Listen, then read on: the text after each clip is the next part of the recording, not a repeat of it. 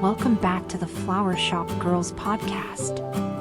In our last episode, we discussed romanticizing autumn with cozy vintage traditions. Today, we're taking a global perspective to learn about fall customs in other cultures. I'm your host Nikki, and whether you're curled up at home or out for an autumnal stroll, thanks for joining me on this worldwide flavor journey. Let's dive in. Transporting us to Asia is China's magical Mid-Autumn Festival happening in September/October under the full harvest moon. Can't you just picture glowing lanterns drifting through the night sky? And the smell of mooncakes, dense, round pastries hiding sweet secrets like red bean, lotus, or egg yolk fillings. Families gather to appreciate the celestial moon, reminisce over tea or wine, exchange mooncakes as gifts, and enjoy the radiant sight of children waving lanterns shaped like animals or Chinese zodiac symbols.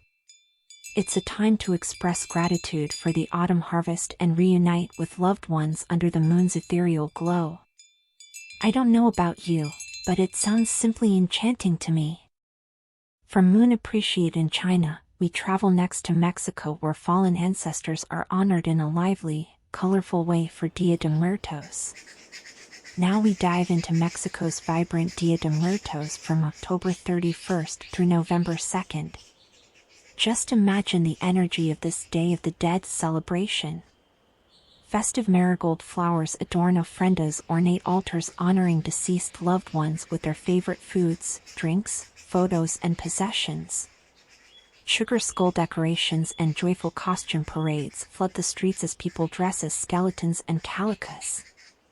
It's believed the spirits of ancestors return to commune with their families during this time, so welcoming them is cause for celebration. The aroma of fresh pan de muerto bread, pungent marigolds, and incense fills the air. Through its rich traditions, Dia de Muertos reminds us to laugh, cry, and reminisce as we recall those who came before us.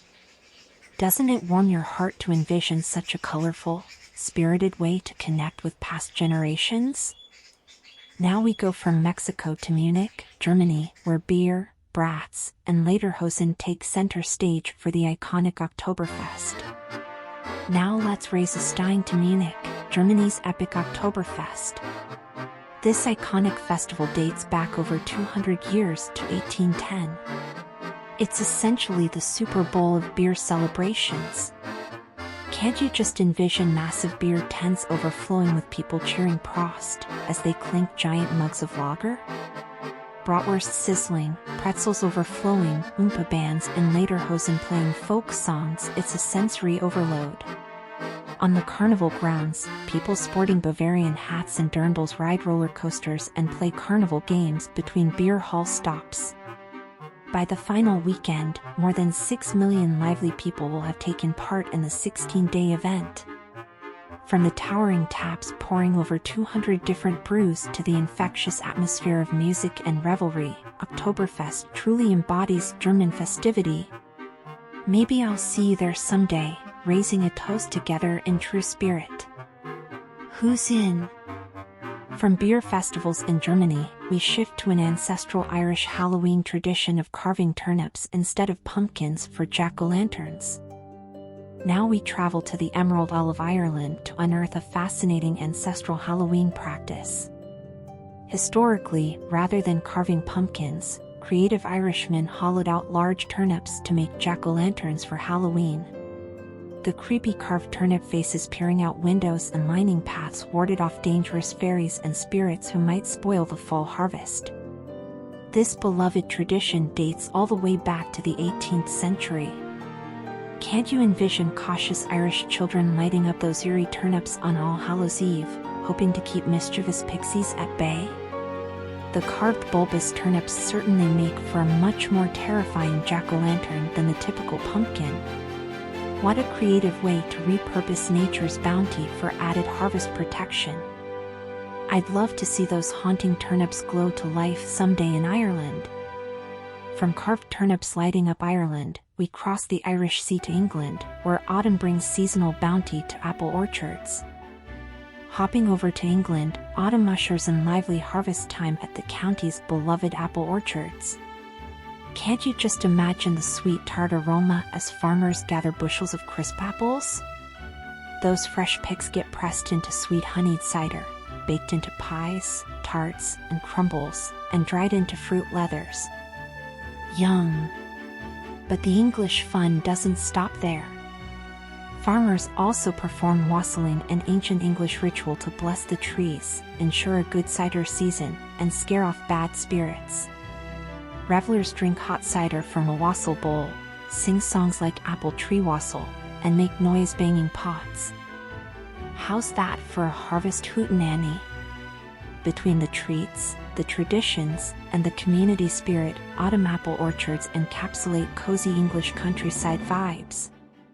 I'd love strolling those leafy rows one fall and toasting those trees.